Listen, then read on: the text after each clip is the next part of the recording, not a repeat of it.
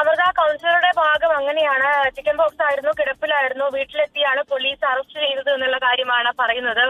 3 ദിവസത്തിൽ പോലീസിന് മുന്നിൽ ഹാജരാകാനായിരുന്നു നിർദ്ദേശം ലഭിച്ചത്. പക്ഷേ അത് ലംഘിച്ചുകൊണ്ട് രാത്രിയിൽ വീട്ടിൽ നിന്ന് അറസ്റ്റ് ചെയ്തു എന്നുള്ളതാണ് BJP വാർഡ് കൗൺസിലറുടെ ഭാഗം. പക്ഷെ പോലീസ് പറയുന്നത് അങ്ങനെയല്ല. പോലീസിന്റെ ഭാഗം എന്ന് പറയുന്നത് അവിടെ ഈ ഒളിവിലായിരുന്നു. അതിനുശേഷം ഹൈക്കോടതി മുൻകൂർ ജാമ്യാപേക്ഷ തള്ളുകയും ചെയ്തിരുന്നു. അതിന് പിന്നാലെയാണ് നിശ്ചിത സമയത്തിനുള്ളിൽ അറസ്റ്റ് ചെയ്യണമെന്നുള്ള ഹൈക്കോടതിയുടെ നിർദ്ദേശത്തിന് പിന്നാലെയാണ് ഇവിടെ വഴോട്ടുകോണത്ത് എത്തിയിട്ടുണ്ട് എന്നുള്ള വിവരത്തിന്റെ അടിസ്ഥാനത്തിൽ പോലീസ് എത്തുകയും അറസ്റ്റ് ചെയ്യാനുള്ള ഒരു ശ്രമം നടത്തുകയും ചെയ്തത് എന്നുള്ളതാണ് പോലീസിന്റെ ഭാഗം. ആ സമയത്താണ് അറസ്റ്റ് ചെയ്യാൻ കഴിയില്ല എന്ന് പറഞ്ഞ BJP പ്രവർത്തകരടക്കം അവിടേക്ക് എത്തുകയും ചെയ്തത്. അതിനുശേഷം BJP പ്രവർത്തകരോടെ പ്രതിഷേധിക്കുന്നു, പ്രശ്നമുണ്ടാക്കുന്നു, മുദ്രാവാക്യം വിളിക്കുന്നു. അതിന് പിന്നാലെ പോലീസിന് അങ്ങനെ ഒരു ക്രമസമാധാന പ്രശ്നം ഉണ്ടായി എന്നുള്ളൊരു സാഹചര്യത്തിലാണ് പോലീസിന് ആകാശത്തേക്ക് വെടിവെക്കേണ്ടി വന്നത് എന്നുള്ളതാണ് ഇപ്പോൾ വട്ടിയൂർക്കാവ് SHO അടക്കമുള്ള വട്ടിയൂർക്കാവ് പോലീസ് സ്റ്റേഷനിൽ അടക്കം ലഭിക്കുന്ന വിവരങ്ങൾ. പക്ഷേ BJP അത് വലിയ രീതിയിൽ പ്രതിരോധിക്കുന്നുമുണ്ട്. BJP പറയുന്നത്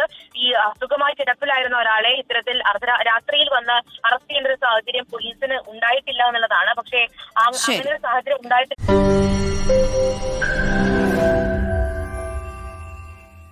ലോകത്തെവിടെയായാലും ഏത് സമയത്തും 24 വാർത്തകളും ഓഗ്മെന്റഡ് റിയാലിറ്റി പാക്കേജുകളും എക്സ്പ്ലെയിനറുകളും വിശദമായി കാണാൻ ഞങ്ങളുടെ YouTube ചാനൽ നിങ്ങൾക്ക് സബ്സ്ക്രൈബ് ചെയ്യാം.